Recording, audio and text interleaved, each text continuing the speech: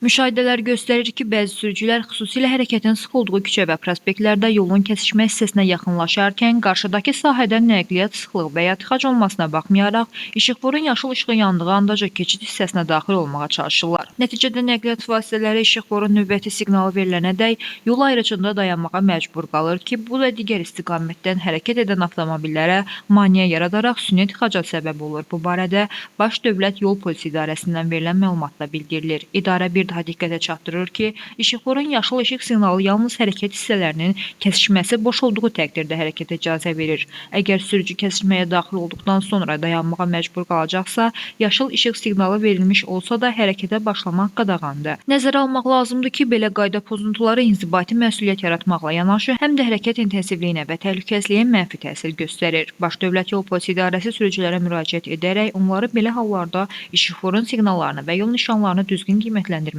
yalnız yolun hərəkət hissəsinin kəsişmələri açıq olduqda hərəkətə başlamağa çağırır. Yaşıl işıq hərəkət üçün icazədir, amma tıxac varsa səbirlə gözləmək məsuliyyətli və qanunauyğun davranışdır deyə məlumatda diqqətə çatdırılır.